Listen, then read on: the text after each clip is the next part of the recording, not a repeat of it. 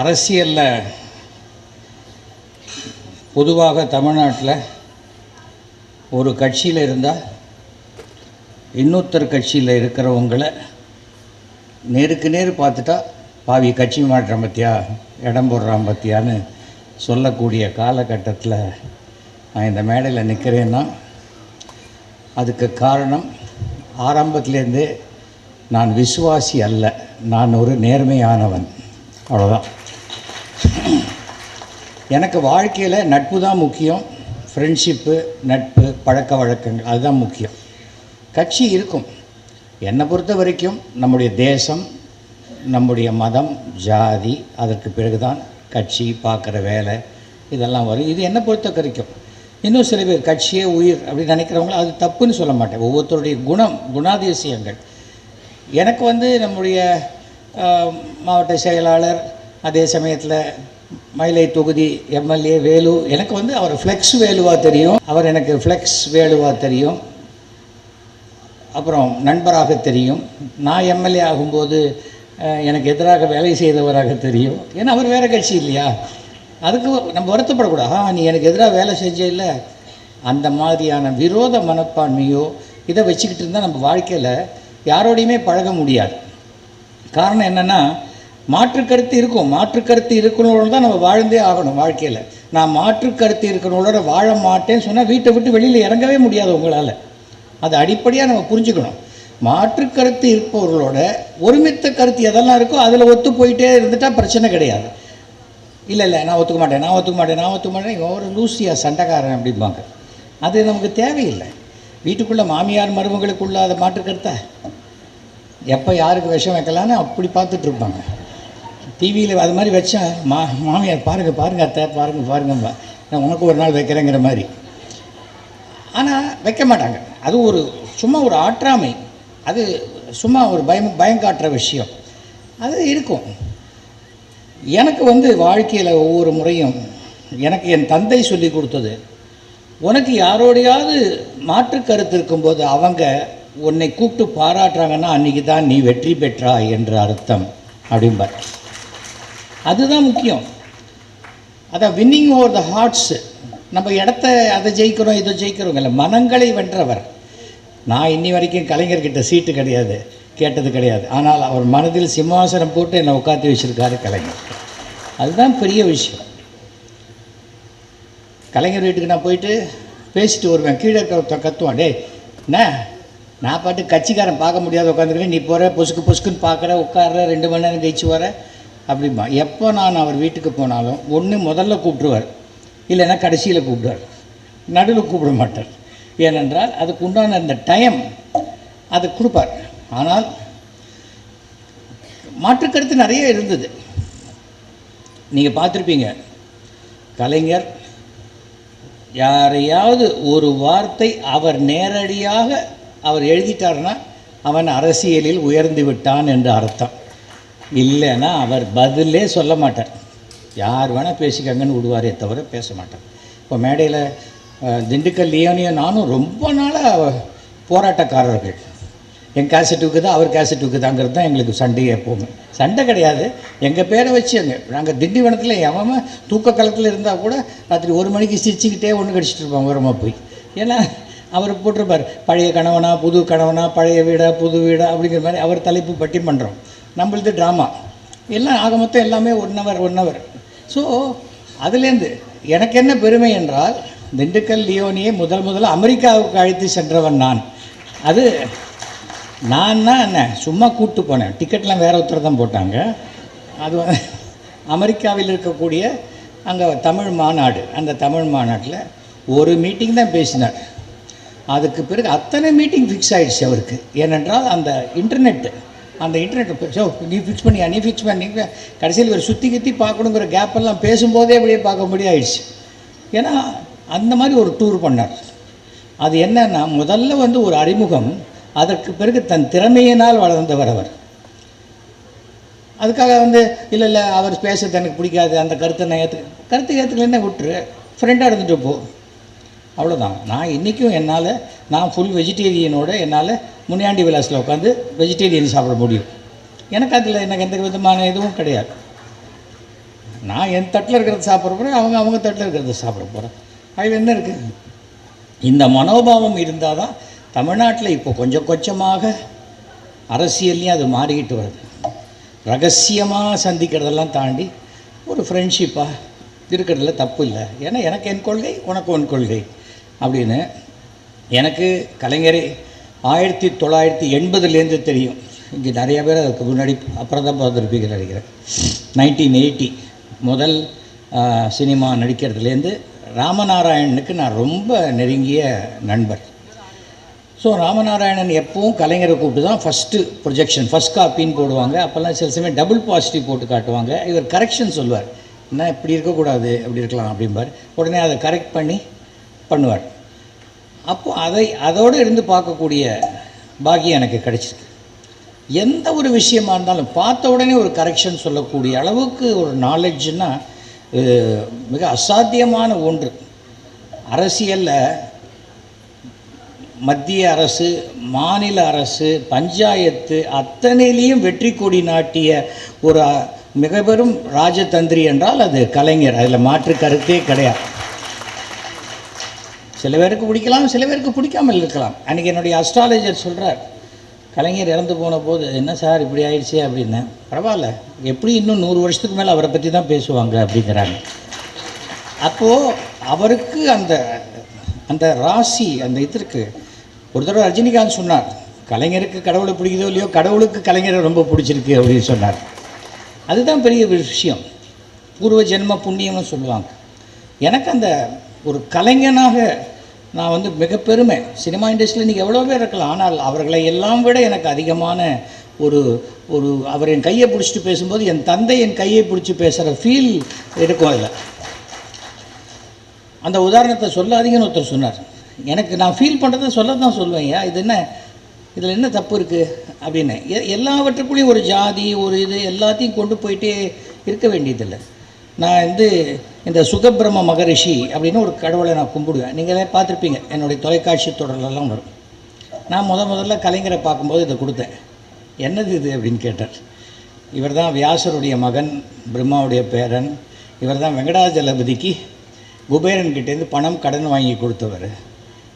கிளிமுகத்தோடு இருக்கார். கிளிமுகத்தோடு இருக்கார். இதே மாதிரி முகத்தோடு ஒரு பொண்ணு வந்தால் கல்யாணம் பண்ணிப்பீங்களா நீங்கள் அப்படின்னு கேட்டார். இல்லை, ஒரு பொண்ணு வந்தது, பக்கத்து வீட்டுக்கு வரும்போதே மூக்கு எங்கள் வீட்டில் இடிச்சுது, அதனால் நான் வேறு பொண்ணு பார்த்துட்டேனா அப்படின்னு. ஆனால் அவர் ஒரு விஷயத்தை சொன்னால், எதிராளி ஒன்று சொன்னால் அதை ரசிக்கக்கூடிய ஒரு விஷயம். சட்டசபையில் ஒரு தடவை நான் சொல்கிறேன், சட்டமன்றத்தில் அபிராமபுரத்தில் நிறையா பிளாட்ஃபாரம் கடைகள்லாம் இருக்குது, எடுக்கவே முடியல. நான் அபிராமபுரம் போலீஸ் ஸ்டேஷனில் கூட சொன்னேன், அப்படியும் எடுக்க முடியல. எனக்கு அப்புறம் தான் தெரிஞ்சது அவங்கெல்லாம் பழம்பெரும் காவலர்களாக இருக்காங்க அப்படின்னு சொன்னேன். அசம்பிளியில் ஒரு சிஎம் அப்படி டேபிள் அப்படி தட்ட வேண்டிய அவசியம் இல்லை. ஏனென்றால் நம்ம சொல்லக்கூடிய விஷயத்தை ரசிக்கக்கூடிய ஒருத்தராக இருக்கார். ஒருத்தர் அப்புறம் நீங்கள் அசம்பிளிலேருந்து வரும்போது நான் வணக்கம் சொல்லுவேன். ஆனால் நான் இருக்கக்கூடிய இடத்துல இந்த வணக்கம் சொல்கிற வழக்கம்லாம் வச்சுக்கூடாதுங்கிற மாதிரி சொல்லுவாங்க. அதெல்லாம் நான் பண்ண முடியாது. அது வயதில் பெரியவர், முதலமைச்சருக்கு கொடுக்க வேண்டிய மரியாதையை நான் கொடுத்துருவேன்.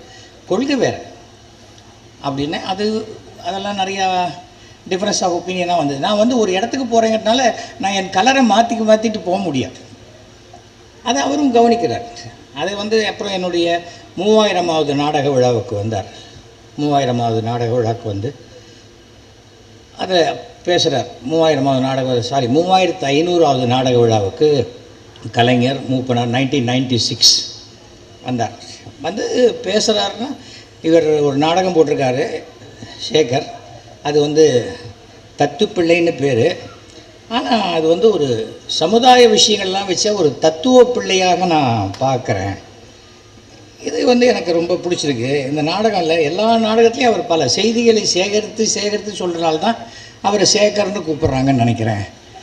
அதாவது ஒரு விஷயங்களை பார்க்கும்போது நான் இப்போ இந்த சாவணி ரிலீஸ் பண்ணுறேன். இந்த புக்கு ரிலீஸ் பண்ணி ஒரு 15 நிமிஷம் கழித்து கலைஞர் பேசுகிறார். அதுக்கு முன்னாடி அவர் சொல்லும்போது சொல்கிறாரு, இந்த குழுவோட பேரை பார்த்தா கூட நாடக பிரியான்னு வச்சுருக்காங்க. இப்போல்லாம் நாடகத்தை ஃப்ரீயாக கொடுத்தா தான் வருவாங்கங்கிறதுக்காக இப்படி வச்சுருக்காங்க போல இருக்குது. இல்லை, ஃப்ரீயாக கொடுத்தா கொடுக்குற நிலைமை ஆயிடுச்சாங்கிற ஆதங்கத்தில் வச்சாரா தெரியல அப்படின்னு. அதாவது ஒரு ஒரு வார்த்தையை எப்படி தமிழ் என்றால் அதுக்கு கலைஞர்னு இன்னொரு பெயர் தான், அதில் மாற்று கருத்து கிடையாது. ஒரு தடவை நானே என் ஃப்ரெண்ட்ஸ் எல்லாம் போயிருந்தோம். அவரை பார்க்கும்போது, நேற்றுக்கு ஏதோ நூல் வெளியிட்டீங்களாமே அப்படின்னு என்னை கேட்டார். நான் தான் டெய்லி நூல் வெளியிட்டுருக்கேன் அப்படின்னு. அதுதான் எனக்கு தெரிஞ்ச விஷயமாச்சே, நீங்கள் தான் ஊர் அறிஞ்சவராச்சே அப்படின்னார் அவர். அப்போ தான் எந்த ஊர் நீங்கள் அப்படின்னார். தஞ்சாவூர். அதான் காவேரி, இப்படி தான் பேசுவோம் அப்படின்னார். அதாவது அந்த ரசிக்கக்கூடிய தன்மை சாதாரணமாக எல்லாருக்கிட்டையும் அமையாதுங்க. அது நான் ஒன்று சொல்லுவேன், மற்றவங்க சிரிக்கணும். ஆனால் மற்றவங்க சொன்னால் நான் கோவப்பட்டுருவேன், என்ன சொல்லக்கூடாது அப்படிங்கிற மனோபாவம் தான் அதிகாரத்தில் இருப்பவர்களுக்கு இருக்கும். வாயா என்ன விஷயம் அப்படிங்கிற அந்த அது சொல்லும்போதே அவர் வந்து எதிராளியை தன் பக்கம் இழுத்து பக்கத்தில் உட்காந்து வச்சிருக்கக்கூடியவர். இப்போ பேசும்போது சொன்னாங்க, அதாவது மாற்றான் தொட்டது மல்லிகைக்கும் மனம் உண்டு அப்படின்னு. நான் அதிமுகவில் இருக்கும் பொழுது தமிழ்நாட்டு சரித்திரத்திலேயே திமுக பொதுக்குழு அட்டன் பண்ண ஒருத்தன் நான் தான். அப்போ தான் சொன்னேன், அதாவது மாற்றான் தோட்டத்து மல்லிகைக்கு மனம் உண்டு, ஆனால் நீங்கள் வேரோடு பிடிங்கி கொண்டு வந்து வச்சிடுறீங்கன்னு எனக்கு இப்போ தான் தெரியும் அப்படின்னு சொன்னேன். கலைஞர் என்றைக்குமே எந்த பிரச்சனையும் இல்லாமல் 100 ஆண்டு வாழ வேண்டும் என்று எல்லாம் வல்ல இறைவனை வேண்டுகிறேன் அப்படின்னு. இறங்கி வந்தோடனே ஒரு மினிஸ்டர் சொல்கிறார், சார் அதெல்லாம் நம்ம கட்சியில் கிடையாது. இல்லை சார், நான் வேறு கட்சி கூப்பிட்டாங்க வந்தேன் அப்படின்னு. எதுக்காக சொல்கிறேன்னா, மனசார நான் விருப்பப்படுறது தானே நான் சொல்ல முடியும். சரி சார், நான் நாளையிலேருந்து மாற்றிக்கிறேன்னா அது ஒரு போலித்தனமாக இருக்கும். அதில் வந்து இந்த சாவணீர் கொடுத்துருக்கோம். சாவணீர் ரிலீஸ் பண்ணுறார் ஸ்டேஜில். ரிலீஸ் பண்ணி 15 நிமிஷம் கழிச்சு கலைஞர் பேசுகிறார். அப்போ அதுக்கு முன்னாடி மூப்பனார் பேசுகிறார். எஸ் வி சேகர் 3500 நாடகம் போட்டிருக்காரு, அவர் 35,000 நாடகம் போடணுன்னு நான் ஆசைப்பட்றேன் அப்படின்னு வாழ்த்துறேன் அப்படின்னார் மூப்பனார். கலைஞர் வந்தோடனே மூப்பனார் வந்து எஸ் வி சேகர் வந்து 35,000 நாடகம் போடணுன்றாரு, அதை நான் ஏற்றுக்க மாட்டேன். அவர் 3,50,000 ட்ராமா போடணும், அதை விட நான் அதிகமாக வாழ்த்துறேன் அப்படிங்கிறார். அப்போ சொல்லும்போது சொல்கிறார், எஸ் வி சேகர் கேள்வி பதில் போட்டிருக்காங்க, அதில் எனக்கு ரொம்ப பிடிச்ச 2 கேள்வி பதில். மாடர்ன் ஆர்ட் பற்றி என்ன நினைக்கிறீங்கன்னு ஒரு கேள்வி, அதுக்கு தம்பி சேகருடைய பதில், மூளை இல்லாதவங்க கூட மாடர்ன் ஆர்ட் வரைஞ்சிடலாம், ஆனால் அதை ஒரு புத்திசாலியால் தான் விற்க முடியும், இது எனக்கு ரொம்ப பிடிச்ச பதில் அப்படின்னார். அதுக்கு அடுத்தது சொல்கிறார், உலகிலேயே நீங்கள் நேசிக்கும் 3வது பெண் யார்? 1 அம்மா 2 மனைவி. அதுக்கு தம்பி சேகரின் பதில், ஒரு அம்மா 2 மனைவி, இதை கூட்டினாலே 3 வருகிறது. இது இல்லை. அதுக்கப்புறம் கலைஞர் சொன்ன வார்த்தை தான், இது எனக்கு மிகவும் மகிழ்வை தந்த பதில் அப்படின்னார். இசை ஒரு பப்ளிக்கில் ஒரு விஷயத்தை நம்ம வந்து ஒரு எவ்வளோ அசால்ட் அப்படி போகிற போக்கில் சொல்லிட்டு போகிறாங்கிறது சாதாரணமான ஒரு விஷயமே இல்லை. அதுக்கு கூச்சப்பட்டுக்கிட்டு இது பண்ணி இப்படி பேசி அப்படி பேசி அப்படி பேசலாமா இப்படி பேசலாம் அதெல்லாமே இல்லை. நான் இளங்கோவடியில் எழுதின சிலப்பதிகாரத்தையே நான் திருத்தினவேன். நான் இது கர்வத்தோடு சொல்லலை. ஏன் திருத்தினேங்கிறது வந்து வலம்புரி ஜானுக்கு தெரியும். சிலப்பதிகாரத்தில் சிலம்ப திருடினவன் பொற்கொல்லன் அப்படின்னு சொன்னால் என்ன ஆகும்? அதுக்கு பிறகு எல்லா பொற்கொல்லனுமே இந்த மாதிரி தான் திருடன்னு வரும். அது இருக்கக்கூடாதுங்கிறதுக்காக நான் என்ன பண்ணினேன், அதை வந்து எடுத்து கொண்டு வந்ததை பொற்கொல்லங்கிட்டேருந்து மாற்றி அவங்ககிட்டேருந்து வாங்கினதை அதை திருடி இந்த மாதிரி கொண்டு வந்தது ஒரு அரண்மனை அதிகாரின்னு நான் மாற்றினேன். ஏனென்றால் எந்த ஒரு இனத்திலையும் ஒரு தனி நபர் செய்யக்கூடிய ஒரு விஷயத்தை அந்த இனத்தின் மேல் உண்டான பழியாக மாற்றக்கூடாது என்பதற்காக. அதுதான் எனக்கு ரொம்ப இந்த மாதிரி பல விஷயங்கள் அவர்கிட்ட எனக்கு பிடிச்ச விஷயம் எல்லாமே. அது ஒன்று ஒன்றா சொல்லிட்டு போனால் நிறையா இருக்குது. ஏன்னா வந்து இங்கே இதில் ஹைலைட் ஸ்பீக்கர் வந்து நம்முடைய திண்டுக்கல் லியோனி. ஏன்னா என்ன இருந்தாலும் ஒவ்வொரு தடையும் ஃபஸ்ட்டு டைம் நான் அவரை பார்த்தது 1984 உலகத்தமிழ் மாநாடு மலேசியாவில் நடக்குது. அப்போ போனேன். அப்போ தத்தோ சாமிவேலுன்னு அமைச்சர் கலைஞர் மேலே அப்படியே அவரே வந்து தான் இன்னொரு கலைஞராக விட வேண்டும் என்ற ஒரு எண்ணத்திலேயே இருக்கக்கூடிய ஒரு மலேசிய தமிழ் மந்திரி அவர். அங்கே தான் ஒரு 3 days கலைஞரோடு நெருங்கி பழகக்கூடிய விஷயம் கிடைச்சிது. நான், ஜெமினி கணேசன், சாருஹாசன், அதை நிறைய பேர் பயந்துட்டு போகல. ஏன் போகலன்னு தெரியாது, அது வேறு ட்ராக். அங்கே போனோம். அந்த டயத்தில் கேஷுவலாக ஒருத்தர் ஏதாவது ஒன்று சொன்னால் அதுக்கு வர பதில் இருக்குது பாருங்கள், அசாத்தியம். அந்த டைமிங்லாம் அது அது ஒரு கடவுளுடைய அருள். அது சாதாரணமான ஒரு விஷயமே கிடையாது. ஒருத்தர் பிஹெச்டி படிச்சிருக்காங்க, எம்எஸ்சி படிச்சிருக்காங்க, அது படிச்சிருக்காங்க, இது படிச்சிருக்காங்க. அவர் என்ன படித்தாலும் தெரியாது. உலகத்தை படித்திருக்கிறார், அப்படியே இலக்கியத்தை படித்திருக்கிறார். எல்லாத்தையும் தாண்டி தனக்கு எதிரே உள்ள அனைத்து மனிதர்களையும் படித்திருக்கிறார். அந்த படிப்பு தான் அவருக்கு எல்லாருக்கும் அந்த ரெஃபரன்ஸ். அது ரொம்ப ரொம்ப ஆச்சரியமான ஒரு ஒரு விஷயம். 1989 நான் சுயேட்சையாக நிற்கிறேன் மயிலாப்பூரில். அப்போது என்னுடைய நண்பர் ராமநாராயணன் இதில் காரைக்குடியில் திமுகவில் நிற்கிறார். அப்புறம் ராமநாதபுரத்தில் ராஜேந்திரன், அவரும் டிஎம்கே நிற்கிறார். நான் இங்கே மாங்கோலையில் ஓட்டு கேட்டுட்டு எல்லாத்துலேயும் பேசிவிட்டு மயிலாப்பூரில் 2 நாள் நடுவில் போயிட்டு அங்கே போய் பேசிட்டு வந்தேன். அதுக்குள்ளே குமுதத்தில் போட்டாங்க எஸ்வி சேகர் ஸ்லீப்பர் செல்லுன்னு. ஸ்லீப்பர் செல்கிற வார்த்தை எத்தனை வருஷம் முன்னாடி நம்மளால் வந்திருக்கு பாருங்கள். அப்போது மாங்கொல்லையில் தான் கடைசி இன்னையோட பிரச்சாரம் முடியுது. நாளைக்கு 5 மணினா இன்றைக்கி தான் மீட்டிங் போட முடியும். அன்றைக்கி நான் மாங்கொல்லையில் மீட்டிங் ஃபிக்ஸ் பண்ணியிருக்கேன். அப்போ சில பேர் கேட்டாங்க, சார் நாளைக்கு டிஎம்கேக்காக ராதிகா பேசுகிறாங்க, அதனால் அவங்களை விட்டு கொடுக்க சொல்கிறாங்க. யார் விட்டு கொடுக்க சொன்னது? இல்லை நாங்கள் தான் கேட்குறோம். இல்லை, நான் சுயேட்சையாக நிற்கிறேன், நான் பேசிட்டு வந்துட்டேன், நான் விட்டு கொடுக்க மாட்டேன். அதை கலைஞர்கிட்ட போய் சொல்கிறாங்க. சொன்னால் எப்படி அவரை போய் விட்டு கொடுன்னு கேட்குறேன். இருந்தாலும் சுயேட்சையாக நிற்கிறேன்றாரு, எந்த இதுலேயும் நிற்காம ஒரு தைரியமாக நிற்கிறாரு. அவர்கிட்ட போய் நீ எதுக்காக கேட்குறீங்க, நீங்கள் கேட்டது தப்புன்னு சொன்னவர் அவர். அதுக்கப்புறம் என்னை பார்த்து ராமநாராயணன் ஜெயித்த போது அவர் அந்த அக்கேஷனில் பார்க்கும்போது, காரைக்குடியில் ரொம்ப சிறப்பாக பேசுனீங்க, ஆனால் நீங்கள் பேசின 3/4 மணி நேரத்தில் ஒரு இடத்துல கூட திமுக உதயசூரியன் சொல்லாதையே பேசிட்டு போயிட்டீங்க பார்த்தீங்களா அப்படின்னாரு. இல்லை சார், நான் ராமநாராயணன் அப்படிங்கிறது அங்கே தெரிஞ்ச பேர். அதை தாண்டி நான் கட்சி சின்னம் மாற்றி மாற்றி சொல்லிகிட்டு இருந்தேன்.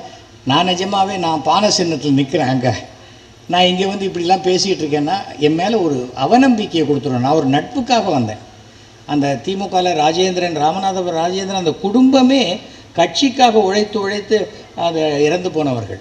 அந்த குடும்பத்தில் ஒரு பைசா சம்பாதிக்கலை. அந்த மாதிரி ஒரு நல்ல ஃபேமிலி, சரியான நபர்கள்.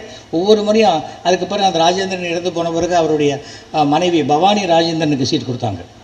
ஸோ எதுக்காக இதை சொல்கிறேன்னா, கட்சியில் இருக்கிறவங்க என்னை கவனிக்கலையெல்லாம் வேண்டாம். சரியானபடி உழைத்து கொண்டே இருந்தால் நீங்கள் கவனிக்கப்படுவீர்கள். கவனிக்கப்படும் போது உங்களுக்கு உண்டான இடம் கண்டிப்பாக சேரும். அதை நம்ம புரிஞ்சுக்கணும். அது அந்த ஒரே ஒரு விஷயந்தான். அதற்கு பிறகு நான் சுகர் படம் கொடுத்தேன். சுகர் படம் கொடுக்கும்போது சொன்னேன், இந்த சுகர் படம் கொடுத்ததுக்கு நீங்கள் காலையில் அந்த டெஃப் அண்ட் டம் ஸ்கூலில் ஒரு பிளாக் அண்ட் ஒயிட் டிவி கொடுத்தீங்க இல்லையா, அதுதான் சிறந்ததுன்னார். கண்டிப்பாக சார், கண்டிப்பாக அது சிறந்தது தான். ஆனால் இது நீங்கள் நல்லா இருக்கணுங்கிறதுக்காக கொடுக்குறேன். உடனே எனக்கு இந்த நம்பிக்கைலாம் கிடையாது, நான் வாங்கிக்க மாட்டேன் சொல்லவே இல்லை. அதை வாங்கி வைத்து கொண்டார். ஏனென்றால் நேராக பார்க்கும்போது எந்த எதிராளி மனசும் புண்படக்கூடாது என்பதில் 100%. எனக்கு அதெல்லாம் தான் பிடிச்சிது கொஞ்சம் கொஞ்சமாக. ஏன்னா அவர் ஏன் எனக்கு வேணாம்ப்பா, எனக்கு நம்பிக்கை இல்லைன்னு சொல்லிட்டா நம்ம என்ன பண்ண முடியும்? யாராவது இருக்கட்டுமே, ஒரு புக்கு கொடுக்குறேன், எனக்கு எதுக்குப்பா புக்கெல்லாம், எனக்கு வேணாம்ப்பா அப்படின்னா என்ன பண்ணுவீங்க? அங்கேயே போட்டு வருவோமா? பண்ண முடியாதுல்ல. அதே போல் இது ஒன்று ஒரு பெரிய ஒரு விஷயம். 3500வது நாடக விழாக்க நான் எப்படி தெரியுமா டேட் வாங்கினேன்? கலைஞரை போய்ட்டு ஃபிக்ஸ் பண்ணணும்னு டிசைட் பண்ணிட்டோம். கலைஞர் எப்படி பார்க்குறது, என்ன பார்க்குறது அப்படின்னு என் ஃப்ரெண்டு சொன்னான். காலத்தில் 5 மணிக்கு போ, அறிவாலயத்தில் வாக்கிங் போயிட்டுருப்பார் அப்படின்னு. நான் கரெக்டாக ஒரு 5:15 மணிக்கு போயிட்டேன். வாக்கிங் போகும்போது பாதி அப்போ தான் முடிச்சுட்டு வரேன். ரெண்டு தடவை முடிச்சு வரார். சார் வணக்கம் சார், என்னப்பா இங்கே காலங்காத்தால் அப்படின்னார். இல்லை, என் ட்ராமாவுக்கு நீங்கள் சீஃப் கெஸ்ட்டாக வரணும், இப்படியே கூட்டு போயிடுவியா இல்லை எப்படி அப்படின்னு கேட்டார் காலத்தில் 5:30 மணிக்கு. இல்லை சார், ஒரு முதலமைச்சரை நாம் எவ்வளோ சுலபமாக பார்க்க முடியுங்கிறதுக்கு நீங்கள் ஒரு உதாரணம் சார் அப்படின்னு. உடனே சண்முகநாதனை கூப்பிட்டு அவருக்கு ஒரு டேட்டு கொடுத்துருப்பா இதெல்லாம் 5 நிமிஷத்தில் நடக்குது. இப்போ ஒரு சின்ன ஒருத்தர்கிட்ட போய் ஒரு குட்டி நடிகன்கிட்ட ஒரு டேட்டு வாங்கணுன்னா கூட நீங்கள் மேனேஜரை பார்த்துருங்க. அவருக்கு மேனேஜர் இருக்கிறது அவருக்கே தெரியுமா தெரியாதான்னு நமக்கு தெரியாது. ஆனால் சண்முகநாதன் என்பவர் ஒரு மிகச்சிறந்த அந்த மாதிரி ஒரு நிர்வாகியை நான் என் லைஃப்பில் பார்த்ததே கிடையாது. நான் சமீபத்தில் அவர் ரிட்டையர்ட் ஆகி வீட்டில் இருக்கும்போது நான் அவரை பார்த்து அவருக்கு ஒரு நமஸ்காரம் பண்ணிட்டு வந்தேன். 80 வயசு நெருங்கக்கூடிய இடத்துல இருந்தது. நம்மை விட வயதில் பெரியவர்கள் யாராக இருந்தாலும் அவர்களுக்கு நம்ம மரியாதையை நமஸ்காரம் செய்வது எந்த தப்பு, அப்படி தான் நான் வளர்க்கப்பட்டிருக்கேன். அவர் யார் என்ன பொசிஷனில் இருப்பார் ஒரு பதவிக்காக காலில் விழுவதெல்லாம் நமக்கு கிடையாது. அது உங்களுக்கே தெரியும். அந்த மாதிரி இருக்கும்போது கொடுத்தார், டேட் கொடுத்துட்டார். கொடுத்துட்டு திருப்பி ஒரு 1 ஹவரில் திரும்பி சண்முகம் இல்லை சிஎம் வந்து இதுக்கு போகிறார், தலைவர் டெல்லிக்கு போக வேண்டிய வேலை இருக்குது, அதனால் இன்னொரு டேட்டு உங்களுக்கு ஓகேயா சார்? நீங்கள் என்ன டேட்டு கொடுத்தாலும் அவர் கொடுக்குற டேட் தான் ஃபங்க்ஷன் அப்படின்னு உடனே ஒரு 2 ஆல்டர்னேட் டேட் கொடுத்து இந்த 2 டேட்டில் ஒரு டேட்டை வச்சுக்காங்க. ஏனென்றால் அடிப்படையாக நாடகத்திலேருந்து வந்ததுனால இன்னொரு நாடகக்காரனுடைய கஷ்டம் தெரியும். என்னை பார்க்கும்போது சொல்லுவார், நீ நாடகக்காரன் தானே நீங்கள் அப்படிம்பார். அது ஒரு பெருமையாக சொல்லுவார். இன்றைக்கி 100 ஆண்டு விழா ஆயிடுச்சு. சேலத்தில் வந்து இவர் என் மனைவியினுடைய தாத்தா, மிக பிரபலமான இசையமைப்பாளர் ஜி ராமநாதன், இவங்க எல்லாருமே ஒன்றாக ஒரே இடத்துல இருந்து பண்ணவங்க. இப்போ வந்து நான் இந்த விஷயத்தில் சொல்கிறேன். அதே போல் அந்த சுந்தரம், அந்த மாடர்ன் தியேட்டர்ஸ், அவர்கள் 3 பேருக்குமே அந்த இடத்துல ஒரு மார்பளவு சிலை வைத்தால் இந்த 100ஆண்டு விழாவை கொண்டாடுவது சிறப்பாக இருக்குங்கிறது என்னுடைய ஒரு சின்ன கருத்து. இது காரணம் என்னென்னா, மாடர்ன் தியேட்டர்ஸுங்கிற இடத்துலேருந்து தான் கலைஞர் இங்கே வந்தார். அதை வந்து நம்ம ஞாபகப்படுத்தக்கூடிய ஒரு விஷயமாக இது இருக்கும். அடுத்தது கொஞ்சம் கொஞ்சமாக அப்படி பேசி வந்தது. நான் வந்து 1990 பாஜகவினுடைய அனுதாபி. ஸோ தேர்தலில் கூட்டணிக்கு பேசுவேன். அதனால் பாஜக திமுக கூட்டணிக்கு பேசியிருக்கேன், எல்லாமே பேசியிருக்கேன். அது மாதிரி ரெகுலராக பேசுவேன், வருவேன். ஒரு மனிதாபிமானத்துக்கு ஒரு மிகப்பெரிய எடுத்துக்காட்டு கலைஞர். பாரி வெங்கட்னு எங்கள் ட்ராமா ட்ரூப்பில் ஒரு பையன் ஆக்ட் பண்ணிகிட்டு இருந்தான். ஒரு நாளைக்கு அவனுக்கு ஒரு சினிமா சான்ஸ் கிடச்சி ஷூட்டிங்க்கு திருநெல்வேலி போயிட்டான். திருநெல்வேலியிலேருந்து வரவே இல்லை. வீட்டில் தேடுறாங்க, எனக்கு ஃபோன் பண்ணுறாங்க, வரவே இல்லை, அவர் எங்கே போனார் தெரியலைங்கிறாங்க. எங்கேயுமே அவன் அங்கே கிளம்பிட்டானே, நாங்கள் பஸ் ஏற்றி விட்டோமேங்கிறாங்க. அப்புறம் நான் என்னுடைய அஸ்ட்ராலஜர் நெல்லை வசந்தன் அவரை கேட்குறேன். கேட்டால் அவர் இருக்காரா தெரியலையே, எங்கேயோ உள்ளே புதைஞ்சிருக்கிற மாதிரி தெரியுதுங்கிறார் அவர். உடனே மெட்ராஸ்லேருந்து இந்த ரூட்டில் பார்த்து ஏதாவது ஆக்சிடெண்ட் ஆச்சான்னு எல்லா போலீஸ் ஸ்டேஷன்லேயும் விசாரித்தா மங்களமேடுன்னு ஒரு ஊரில் ஒரு ஆக்சிடெண்ட்டில் அந்த பாரி வெங்கட் இறந்து போயிருக்கான். அவனுடைய பேர் வெங்கட்ராமன். பாரி வெங்கட்டுங்கிறது தான் எல்லாருக்கும் தெரிஞ்ச பேர். வெங்கட்ராமன் அவன் வீட்டில் இருக்கிற இடத்துக்கு போயிட்டு கேட்டிருக்காங்க, தெரியல. ஏன்னா வீடு மாற்றிருக்கான் கரெக்டாக 1 வாரம் முன்னாடி. அப்போது என்ன ஆச்சுன்னு தெரியாமல், யாரும் தெரியாமல், அடையாளம் தெரியாத பிணமாக அந்த மங்களமேட்லேயே அதை புதைச்சிட்டாங்க. நான் அன்றைக்கி வந்து என்னுடைய மாமா பையன் கல்யாணத்தில் தஞ்சாவூரில் இருக்கேன். கார்த்தால 8 மணியோ என்னமோ ஃபோன் பண்ணுறேன், எனக்கு பண்ணுறாங்க, இது மாதிரி அங்கே தான் அவன் பாடி இருக்குதுன்னு சொல்கிறாங்க. அதுக்கப்புறம் தான் அவன் சூட் கேஸை ஓப்பன் பண்ணி பார்த்தா அந்த பாரி வெங்கட் என்னோட எடுத்துட்ட ஃபோட்டோ அதில் இருக்குது. அதுதான் இருந்தது. கூட 2000 ரூபா வச்சுருந்தான், அது இல்லை. எதுக்காக சொல்கிறேன்னா, அந்த ஃபோட்டோவை வச்சு சொன்ன உடனே எனக்கு உடனே நேராக கலைஞர் வீட்டுக்கு தான் பண்ணேன். சண்முகநாதன் சார் தான் எடுத்தார். சார் இது மாதிரி அப்படின்னு. ஐயோ, பாடியை புதைச்சிட்டாங்களா? ஆமாம் சார். அவன் வந்து அவன் மெட்ராஸ் வீடு, அவன் குடும்பம்லாம் அங்கே இருக்குது. எங்கேயோ ஒரு இடத்துல எப்படி சார் ஒரு அனாதை பிணமாக இருக்க முடியும்? நீங்கள் கொஞ்சம் சிஎம் கிட்ட சொல்லுங்கள். அவ்வளோதான். ஒரு 1 ஹவருக்குள்ளே சிஎம் கிட்டேருந்து இன்ஸ்ட்ரக்ஷன் போய் அந்த பாடியை வெளியில் எடுத்து அவங்க குடும்பத்துக்கிட்ட ஹேண்ட் ஓவர் பண்ணணும்னு சொன்னார். இது ஒரு பெரிய ஹிஸ்ட்ரி. ஏன்னா போலீஸில் இது மாதிரி ஆகி புதைக்கப்பட்டுட்டா அதுக்கு திருப்பி எடுக்க மாட்டாங்க. அது அன்லஸ் அதர்வைஸ் அது பெரிய கொலை கேஸ் அந்த மாதிரி இருந்தாலே ஒழிய அதை எடுத்து அதுக்குள்ளே ஏவிஎம்லேருந்து ஆம்புலன்ஸ் கொடுத்து பண்ணி, என்னென்னா ஒரு சாதாரணமான ஒரு விஷயம் இல்லை இதெல்லாம் வந்து நம்ம எதுக்கு பண்ணணும் அப்படிங்கிறது கிடையாது. அவர் பார்வைக்கு அது போச்சு, அதை பண்ணுவாங்க. அதே போல் 2006 தேர்தலில் நான் மயிலாப்பூரில் நிற்கிறேன். அப்போது என்னுடைய அருமை நண்பர் சினிமா நடிகர் நெப்போலியன் நானும் மயிலாப்பூரில் நிற்பேன்னு சொல்லும்போது கலைஞர் அவர்கிட்ட சொல்லியிருக்கார், அவன் மண்ணின் மைந்தனியா, நீ எதுக்கு அங்கே போய் நிற்கிற, விடு அப்படின்ட்டுருக்கார். இல்லை தலைவரை நான் ஜெயிச்சிருவேன் இருக்கார். கடைசியில் ரிசல்ட் மாறி போச்சுன்னு வச்சுக்கோங்க. அப்போவே சொன்னார், அவன் 58வது வருஷத்துலேருந்து மயிலாப்பூரில் இருக்கிற ஒருத்தன், நீ எப்படி அங்கே போய் நின்ன? ஏன்னா நெப்போலியன் தமிழ்நாட்டிலேயே மிகப்பெரிய தொகுதியில் வில்லிவாக்கம் தொகுதியில் ஜெயித்தவர் நெப்போலியன். சாதாரணமான ஒரு வில்லிவாக்கம்லாம் இப்போ 2-3 தொகுதிக்கு ஈக்குவலான இடம் அது.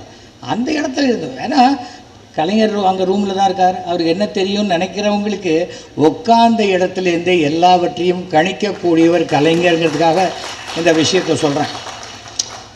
ஏன்னா எல்லாமே நான் சம்மந்தப்பட்ட விஷயம், நான் பேசின விஷயம், அதெல்லாம் தான் நான் சொல்ல முடியும். ஏன்னா ஒவ்வொரு தடவையும் நான் அவர்கிட்ட பேசும்போது பார்க்கும்போது அவ்வளோ பிரமிப்பு இருக்கும். அது திருப்பியும் நான் அதே போல் இது எதுக்காகனா அந்த குடும்பம், கலைஞர் குடும்பத்தில் அத்தனை பேருமே என் சகோதரர்கள் மாதிரி. அது அழகிரி, ஸ்டாலின், தமிழரசு, கனிமொழி, செல்வி எல்லாரையுமே எனக்கு 1980களிலேருந்து பழக்கம். ஆனால் நான் அதை வச்சு எந்த ஆதாயமும் தேடிக்கணும்னு நான் நினச்சதே கிடையாது. நான் எம்எல்ஏவாக இருந்த 5 வருஷத்தில் ஒரு மினிஸ்டர் ரூமுக்குள்ளே போய் ஒரு சீட்டு கொடுத்து இது செஞ்சு கொடுங்கன்னு கேட்டதே கிடையாது. ஏனென்றால் எனக்கு அது அவசியம் இல்லைன்னு நினைக்கிறேன். அந்த மாதிரி நம்ம இருந்திருக்கோம். வேலு அவர்களும் நீங்கள் சொன்னார்னா அது என்ன எல்லாத்தையும் எவ்வளோ மறைச்சி வாழ முடியும்? வாழவே முடியாது. அதற்காக சொல்கிறேன். அந்த அசம்பிளியில் கூட நான் அவரை பார்த்தோன்னு வணக்கம் சொல்லுவேன். அவர் அதை திருப்பி ரெசிப்ரிகேட் பண்ணுவார் அந்த இடத்துலேருந்து. அவர் ரெசிப்ரிகேட் பண்ணாட்டா என்ன தெரிய போகுது? அவர் சிஎம் போகிறாரு, நமக்கு எப்படி தெரியும்? அதே போல் அப்படி கிளம்பும்போது வணக்கம் சார் அப்படின்னாக்கா அப்படியே டக்குன்னு அப்படி கூப்பிட்டு என்ன எப்படி இருக்கீங்க அப்படிப்பார். அந்த மாதிரி எனக்கு தெரிந்த வரைக்கும் கலைஞர் தனக்கு எதிரிகளே இருக்கக்கூடாதுன்னு நினைப்பார். எதிரியாக இருந்தால் கூப்பிட்டு வச்சு ஃபஸ்ட்டு நண்பனாக்கிடுவார். அது இல்லை அப்படின்னா தான் அப்புறம் அது அவருடைய நேச்சர். அது சாதாரணமான ஒரு விஷயம். ஒவ்வொருத்தருக்கும் ப்ளஸ்ஸு மைனஸ் இல்லாதவங்க உலகத்தில் யாருங்க? என்ன கேளுங்க இன்னொரு இடத்துல, ஐயா அவனை மாதிரி திமிரு பிடிச்சவன் கிடையாது தான் சொல்லுவாங்க. என்னோட பழகினவங்க சொல்லுங்க, சார் தங்கமான ஆள், அவரை முரசாத வரைக்கும் அவர் ரொம்ப நல்லவன் அப்படிம்பாங்க. எல்லோரும் அப்படி தானே, அதில் என்ன இருக்குது? அந்த மாதிரியான விஷயம். அந்த 5600வது நாடக விழா, அந்த நாடக விழாவில் மாண்புமிகு தமிழக முதல்வர் கலைஞர், துணை முதல்வர், இன்றைய முதல்வர் ஸ்டாலின் 2 பேருமே கலந்துக்கிட்டது எனக்கு பெரிய பெருமை. அந்த விழாலையும் அவர் பிரமாதமான ஒரு விஷயத்தை அவர் பேச சொல்கிறார். எஸ்வி சேகர்கிட்ட எனக்கு ஒரு வருத்தம் உண்டு. என்ன இருந்தாலும் எங்களுடைய முன்னாள் உறுப்பினர் அவரை தோக்கடிச்சது எனக்கு ரொம்ப வருத்தம். அது அவர் நெடுஞ்செழியனை நான் வெற்றி கொண்டதை அவ்வளோ நாசுக்காக அவர் சொல்கிறார். அது அந்த மாதிரி ஒரு சில விஷயத்தை சொல்லும்போது என்ன சொல்கிறார் அப்படின்னு யோசிக்க தோணக்கூடிய அளவுக்கு தான் சொல்லுவார். படாருன்னு போய் இது எனக்கு தெரியுமா அப்படிங்கிற மாதிரிலாம் சொன்னதே கிடையாது. அந்த ட்ராமாவில் அப்படி சொன்னார். அப்போ தான் எனக்கு சொன்னார், எஸ்வி சேகர் நல்ல தமிழ் நாடகங்கள் போடுகிறார் என்பதுக்கு எனக்கு ரொம்ப மகிழ்ச்சி அப்படின்னார். அதுக்கு அடுத்த வருஷம் என் பொண்ணுக்கு டாக்டர் சீட்டு வாங்கிறதுக்காக மார்க்கு கொஞ்சம் குறைச்சலாக தான் வாங்கியிருந்தா. அப்போ அவர் ஆலியர் ரோட்டில் இருந்தார். நான் போனேன். அப்போது சாப்பிட்டுட்ருக்கார். வாங்க சாப்பிட்றீங்களாண்ணே? இல்லை சார் நீங்கள் சாப்பிடுங்க, சாப்பிட்டோன்னு பேசுகிறேன்னு. என்ன விஷயம்னா, என் பொண்ணுக்கு ஒரு டாக்டர் சீட்டு வேணும். மார்க்கு பார்த்தார், ரொம்ப குறைச்சலாக இருக்கே அப்படின்னா. அதனால தான் நான் உங்ககிட்ட வந்தேன், இல்லாட்டா நான் காலேஜ்லேயே வாங்கிக்க மாட்டேன்னா அப்படின்னு. இந்த வாய் தாங்க உங்களுக்கு அப்படின்னார். சொல்லிவிட்டு, சார் மெடிக்கல் இல்லாட்டா கூட பரவாயில்ல சார், அட்லீஸ்ட் வெட்டினரி டாக்டர் ஏதாவது கொடுங்க அப்படின்னேன். ஏன் வெட்டினரின்னு? ஆடு மாடு தானே, பலின்னு நினச்சிக்கலாம் மனுஷனுக்கு பதிலாக அப்படின்னேன். அப்புறம் இல்லை அவர் ஒன்றும் சொல்லலை. சார் நீங்கள் வேணால் தமிழறிஞர் கோட்டாவில் கொடுங்களேன் அப்படி. தமிழறிஞர் கோட்டாவா? யாருக்கு? உங்களுக்கா? அப்படிங்கிற அவருக்கே சிரிப்பு வருது. நான் சொன்னேன், இல்லை நீங்கள் தான் போன சாவணியில் எனக்கு எழுதி கொடுத்துருக்கீங்க, இவர் போடுவது சிறந்த தமிழ் நாடகம் இருக்கீங்க, அப்போ நீங்கள் தானே எழுதி கொடுத்துருக்கீங்கன்னு. சில சமயம் நான் தெரியாதனமாக அப்படி எழுதிடுவேன் அப்படின்றார். அப்போ கூட நான் சொன்னேன், உங்கள் மேலே நான் கோச்சிக்க மாட்டேன், நான் உங்கள் கட்சி உறுப்பினர் கிடையாது, கட்சி தொண்டன் கிடையாது, ஒரு முதலமைச்சரை நம்ம பார்க்க முடியுமா, அது பார்த்துட்டேன். நீங்கள் முண்டு இல்லைன்னு சொல்லிட்டீங்க, அதனால் நான் கோவப்படவே மாட்டேன். ஏனென்றால் அவன் குறைச்சலாக மார்க் வாங்கியிருக்கா. ஆனால் அஸ்ட்ராலஜர் சொன்னார் இவர் டாக்டர் ஆகிடுவான் அப்படின்னு. அவர் எப்படி ஆவார் அப்படின்னார், தெரியல. கடைசியில் பார்த்தா என்னுடைய டாக்டர் டாக்டரேட் இன் டைப் 2 டயபிட்டிஸ் ஆகி டாக்டரேட் வாங்கி ஒரு டாக்டர் அனுராதா சேகரா இன்றைக்கி அமெரிக்காவில் செட்டில் ஆகியிருக்காங்க. எதற்காக சொல்கிறேன், ஒன்று நடக்கணும் என்றால் அது கண்டிப்பாக நடக்கும். அதுபோல் ஒவ்வொரு விஷயங்களும் அவர்கிட்ட அவர் கூர்ந்து கவனிப்பார். சாதாரணமாக பேசுகிற மாதிரி தான் இருக்கும், பேசிகிட்டே 4 பேர்கிட்ட பேசுவார், டக்குன்னு ஒருத்தர்கிட்ட பதில் சொல்லுவார். அந்த மாதிரியான ஒரு விஷயங்கள் கிடைக்கவே கிடைக்காது. அந்த சமயத்தில் தான் அந்த 5600வது நாடக விழாவில் நம்முடைய இன்றைய முதல்வர் அவரும் அதில் பேசுகிறார். அதில் சொல்கிறாரு, நாடகத்தில் மட்டும் இல்லை, நேரில் பார்க்குற நேரத்தை கூட அவர் நம்மளெல்லாம் சிரிக்க சிரிக்க மகிழ்ச்சி அடையக்கூடிய பேசுவார். ஆனால் எந்த கட்சியும் சேராத ஒரு அடையாளத்தை இன்றைக்கி காட்டிக்கிட்டு இருந்தாலும் அவர் உள்ளத்தில் தலைவர் கலைஞர் அவர்கள்தான் தனக்கு தலைவர் என்ற நிலையிலேயே அவர் இருந்து கொண்டிருப்பது எனக்கு ரொம்ப சந்தோஷமாக இருக்குது அப்படின்னார். என்னை கட்சியை விட்டு எடுத்தாங்க. என்ன காரணத்துக்கு எடுத்தாங்கன்னா, நான் அன்றைக்கி நானும் அனிதா ராதாகிருஷ்ணனும் திமுகவில் போய் சேருவேன்னு. அனிதா ராதாகிருஷ்ணன் சேர்ந்தார், நான் சேரலை. ஏனென்றால் எனக்கு டக்கு டக்குன்னு ஒரு கட்சி மாறி மாறி போகிறது எனக்கு விருப்பம் இல்லை. அதுக்கு பதிலாக எந்த கட்சி, இப்போ நான் மயிலாப்பூரில் நான் எம்எல்ஏ இல்லை, எனக்கு மயிலாப்பூரில் வேலை ஆகணும். வேலை ஆகணும், எம்எல்ஏ இருக்கார் வேலு, அதுக்கப்புறம் என்ன வேணும்? அவ்வளோதான். எம்பி இருக்காங்க தமிழச்சி, அவ்வளோதான். அதுதான் எல்லா இடத்துலையும் நானே இருக்கணுங்கிற அவசியம் எனக்கு கிடையாது. அதை நன்றாக புரிந்து கொண்டதுனால அவர் பேசினார். அப்படிப்பட்ட ஒவ்வொரு விஷயத்தையும் பார்த்திங்கன்னா அவரை பற்றி நான் சொல்லிகிட்டே போகலாம். எவ்வளோ விஷயங்கள் அப்படி இருக்கக்கூடிய விஷயங்கள். ஆனால் அவர் என்னை பாராட்டினதில் ஹையஸ்ட்டு அந்த ஒரே ஒரு இதுதான், அந்த 5600வது நாடக விழா அன்றைக்கி சாயங்காலம் 6 மணிக்கு ஆரம்பிக்கணும். அப்போ கொஞ்சம் ஹெல்த் அவருக்கு கொஞ்சம் இதுவாகிடுச்சு. அவர் சொன்னார், அதை பார்ப்பா, என்னால் 3 மணி நேரம்லாம் உட்காரது ரொம்ப கஷ்டம் அப்படின்னா. சார் நீங்கள் ஒன்று பண்ணுங்கள் சார், நீங்கள் ஒரு 2 மணி நேரம் ரிலாக்ஸ்டாக ட்ராமா பாருங்கள், 1 மணி நேரம் ஃபங்க்ஷன். கரெக்டாக நீங்கள் 6 மணிக்கு வந்தீங்கன்னா 8:58க்கு நான் உங்களை விட்டுடுறேன் சார் அப்படின்னு. அன்றைக்கு மிகப்பெரிய ஒரு அரசியல் கடுமையான ஒரு சூழ்நிலை. முதன்முறையாக கலைஞர் 6 மணிக்கு வர வேண்டியவர் 6:58க்கு தான் ஹாலுக்குள்ளே வரார். வந்த உடனே, என்னப்பா நான் லேட்டாக வந்துட்டேனேப்பா அப்படின்றார். பரவாயில்ல சார், சொன்னபடி நான் உங்களை விட்டுடுறேன். நாங்களே எங்கள் ட்ராமாவில் ஒரு பாலிசி வச்சுருக்கோம், நாங்கள் எவ்வளோ லேட்டாக ஆரம்பித்தாலும் கரெக்ட் டைத்துக்கு முடிச்சிடுவோம் அப்படின்னு. எப்படி அப்படின்னா, உட்காருங்க என்ன உட்கார சொல்லிட்டு அப்படி கை காமிச்சு ட்ராமா ஆரம்பிச்சது. அந்த 2 மணி நேர நாடகத்தை அப்படியே பேசிகிட்டே இருக்கும்போது 1 மணி நேர ட்ராமாவாக சுருக்கி ட்ராமாவை முடிச்சிட்டேன். கரெக்டாக 7:58க்கு முடிச்சுட்டேன். அவர் மேடைக்கு வந்துட்டார், பேசுகிறார். முதல்ல மிகப்பெரிய திருவள்ளுவர் சிலையை அமெரிக்காவில் நிறுவுவதற்கு என்னுடைய மேடையை தான், இந்த மேடையில் தான் அவர் ரிலீஸ் பண்ணி விட்டார் ஃபஸ்ட்டு டைம். அது அமெரிக்காவில் நியூயார்க்கில் அவ்வளோ பெரிய வள்ளுவர் சிலை, இங்கேருந்து அவ்வளோ ஹைட் இருக்கும். வள்ளுவர் அந்த கன்னியாகுமரியில் இருக்கிற அதே மாதிரியான வள்ளுவர். அது சாதாரணமான ஒரு விஷயம் இல்லை. எனக்கு சட்டமன்ற வாஞ்சிநாதன் ஒரு டைட்டில் கொடுத்தார் கலைஞர். இது நான் வாங்கின எத்தனையோ பட்டங்களை விட மிகப்பெரிய பட்டமாக நினைக்கிறேன். வாஞ்சிநாதன் அவர்களுக்கு ஒரு மணிமண்டபம் கட்டணும்னு சொல்லி பண்ணிவிட்டு, அது காமராஜர் காலத்தில் கடைசியில் அந்த அடிக்கல்ல மாத்திரம் துணி துவைக்கிற கல்லாம் மாற்றி போட்டாங்க. அது பாட்டுக்கு தென்காசியில் இருக்குது. ஒரு தடவை குமரி ஆனந்தன் பார்க்கும்போது சொன்னார். அதை நான் சொன்னேன், எந்த ஜாதி அடிப்படையிலும் பார்க்காம ஒரு சுதந்திர போராட்ட தியாகியாக வாஞ்சிநாதன் அவர்களுக்கு இந்த மணிமண்டபம் கட்டணும்னு நான் கோரிக்கை விடுத்த போது அவர் சொல்கிறார், சட்டமன்ற வாஞ்சிநாதன் கேட்குறார், நம்ம என்ன மாட்டேன் நான் சொல்ல போகிறேன்னு சொல்லி அதை செய்து கொடுத்தவர் கலைஞர் அவர்கள். ஏன்னா யார் என்ன கேட்குறா, அது கரெக்டான ஒரு விஷயமா இருந்ததுன்னா உடனே உண்டுன்னா உண்டு, இல்லைன்னா இல்லை. அன்றைக்கி நான் நினச்சேன், அவரை எந்த விஷயமா இருந்தாலும், மயிலாப்பூரில் எந்த ஃபங்க்ஷனில் சிஎம் வர்றாருன்னா அவர் கேட்குற ஃபஸ்ட்டு கேள்வி, என்னப்பா நம்ம எம்எல்ஏ வந்துட்டாரா அப்படிம்பார். எவ்வளோ பேர் கேட்பாங்க, அதெல்லாம் வரல நீ பண்ணு அப்படிங்கிற மாதிரி இருக்கக்கூடிய சூழ்நிலையில் அது எனக்கு அந்த குடும்பத்தினருடைய அன்பு எனக்கு ரொம்ப சிறப்பாக இருக்குது. அதுக்காக ஒருத்தர்கிட்ட அன்பு இருக்கக்கிட்ட நான் இன்னொருத்தர் வெறுக்கக்கூடிய பண்பு கிடையாது எனக்கு. நான் ஒரு கண்ணாடி மாதிரி, எனக்கு என்ன கிடைக்கிறதோ அதை அப்படியே டபுள் டைம் நான் திருப்பி கொடுப்பேன். அது எதுவாக இருந்தாலும் சரி, அன்பாக இருந்தாலும் சரி, வெறுப்பாக இருந்தாலும் சரி, சண்டையாக இருந்தாலும் சரி, அந்த மாதிரி தான் இருக்கும். அப்போ தான் அவர் சொல்கிறாரு, அந்த நாடக விழாவில் கடைசியில், நாடகத்தில் 10-15 காட்சிகளானாலும் ரசிக்கின்ற கருத்துக்களை மருந்து கேப்சூல் போல் கொடுக்கும் இந்த திறமையை நடிகவேல் எம்.ஆர். ராதாவுக்கு பிறகு இன்றைக்கு எஸ்.வி. சேகரிடம் காண்கிறேன்னார். இது எவ்வளோ பெரிய ஒரு பாராட்டு. இதெல்லாம் சாதாரணமாக கிடைக்கக்கூடியதில்லை. வசிஷ்டர் வாயால் பிரம்மரிஷி அப்படிங்கிற மாதிரி.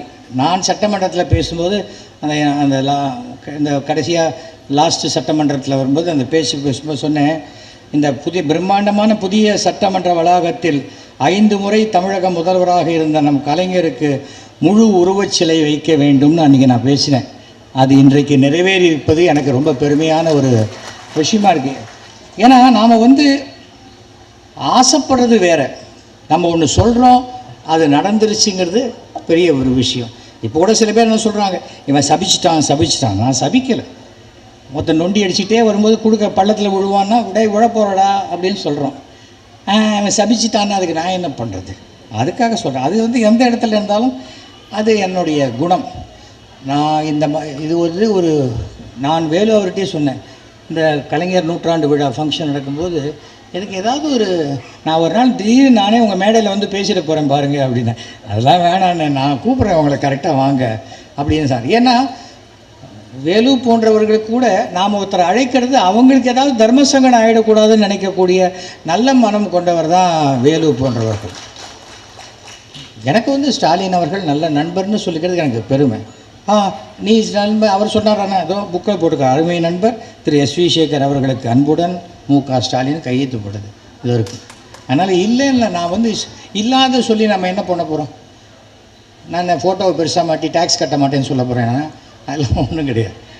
என்னை பொறுத்த வரைக்கும் ஒழுங்காக நாம் சட்டத்தை மதித்து நிறுத்தால் சட்டம் நமக்கு பாதுகாப்பு கொடுக்கும். அந்த நம்பிக்கை எனக்கு இருக்கிறது. அந்த கலைஞர்கிட்ட கற்றுக்க வேண்டியதுங்கிறது பார்த்தா, அவர் புக்கை படித்தாலும் சரி, அவருடைய பேச்சுக்களை பார்த்தாலும் சரி, கற்றுக்கிட்டே இருக்கலாம் லைஃப்பில். ஒருத்தன் எப்படி தைரியத்துடன், துணிச்சலுடன், தன்னம்பிக்கையுடன் எதிரிகளை எதிர்கொள்வது எப்படிங்கிறது கலைஞர்கிட்ட கற்றுக்க வேண்டிய ஒரு முக்கியமான ஒரு விஷயம். ஒரு கலைஞனாக இன்றைக்கி இந்தியாவிலேயே மிகப்பெரிய கலைஞர்னால் அவர் ஒருத்தர் தான், வேறு யாருமே கிடையாது. அப்படிப்பட்ட கலைஞரை பற்றி பேசக்கூடிய வாய்ப்பு எனக்கு கிடைச்சது. நான் மிகவும் பெருமை அடைகிறேன். இந்த மாதிரி வாய்ப்பு எல்லாருக்கும் அவ்வளோ சுலபத்தில் கிடைக்காது. கிடைக்கவும் பயந்துருவான். நம்ம இங்கே போய் பேசினா நமக்கு ஏதாவது ஆகிடுமோ அதெல்லாம் பயப்படுற ஆள்லாம் நான் கிடையாது. நான் எது உண்மையோ அதை பேசக்கூடியவன். அது என்னை பிடிக்காதவங்களுக்கும் அது தெரியும். பலகீனங்கள் இல்லாதவன். அதனால் என்னை வீடியோ எடுத்துருவாங்க, ஃபோட்டோ எடுத்துருவாங்கங்கிற பயம்லாம் எனக்கு கிடையாது. நான் யாரையும் சொல்ல, சாதாரணமாக பேசினாலே நீங்கள் ஏதாவது நினச்சிக்கிறீங்க. அது எதுக்காக சொல்கிறேன்னா, நம்ம இதை பற்றிலாம் கவலைப்பட மாட்டோம். நான் இந்த தேர்தலுக்கு முன்னாடியும் நான் கண்டிப்பாக சொன்னேன், மத்தியில் மோடி அவர்கள் வருவார், இங்கே 0 தான் வரும் அப்படின்னு. அதான் வந்திருக்கு. ஏனென்றால் உழைப்பு இருக்கணும். நம்ம வெற்றி பெறணும். பொது வாழ்க்கை இல்லைன்னா மக்கள்கிட்ட போகணும். அடித்தட்டு மக்கள் வரைக்கும் நம்ம போய் சேரலைன்னா ஏசி ரூமில் உட்காந்துக்கிட்டு இருந்தால் மேக்ஸிமம் ஃபைனான்ஸ் கம்பெனி தான் நடத்த முடியும். அதை நம்ம தெரிஞ்சுக்கணும். அதுக்காக சொல்கிறேன். நான் யாரையும் குறிப்பிட்டெல்லாம் பேசலை. அந்த மாதிரி இந்த மேடையில் அப்படி பேசுறது சரியாக இருக்காது. அதனால் மீண்டும் என்னுடைய நன்றியையும் என்னை அழைத்து பாராட்டியதற்கு என்னுடைய, ஏன்னா ரொம்ப வருஷமாக இருக்குது, எங்கேயாவது ரெக்கார்ட் ஆகணும். இது பாருங்கள், கிட்டத்தட்ட 21 கேமரா வந்திருக்கு. நாளைக்கு நீ ராத்திரிலேருந்து ஆரம்பிச்சிருவாங்க. ஆனால் தலைப்பு என்ன வேணால் கொடுப்பாங்க. அதை நான் ஒன்றும் கேட்கவே முடியாது. அவங்க கொடுக்குற தலைப்புக்கும் உள்ள கண்டென்ட்டுக்கும் சம்மந்தம் இருக்காது. ஆனால் ஃப்ரெண்ட்ஸ், உங்கள் எல்லாருக்கும் ஒரு ரெக்வஸ்ட் பண்ணுறேன். 9841023545 இதான் என் நம்பர். யாராவது இந்த ரா ஃபுட்டேஜை மட்டும் எனக்கு கொஞ்சம் அனுப்பிச்சி வைங்க, உங்கள் எம்பளம் போடாமல். ஏன்னா சிலது வேணும்னா கட் பண்ணிவிடுவீங்க, விட்டுருவீங்க. அதெல்லாம் இல்லாத மொத்த பேச்சு எனக்கு இருந்ததுன்னா அதை நான் போட்டு காமிக்கிறதுக்கும், நான் என்னுடைய ஒரு ரெக்கார்டாக வச்சுக்கிறதுக்கும் சந்தோஷமாக இருக்கும். மீண்டும் உங்கள் அனைவருக்கும் வரப்போகின்ற அனைத்து பண்டிகை நல்வாழ்த்துக்களையும், உங்கள் அனைவருக்கும் நீங்கள் வாழ்க்கையில் ஈடுபடக்கூடிய அனைத்து விஷயங்களில் தொடர் வெற்றிகளையும் பெறுவதற்கு என்னுடைய மனமார்ந்த வாழ்த்துக்களை நான் தெரிவித்துக் கொள்கிறேன். நன்றி, வணக்கம், ஜெய்ஹிந்த்.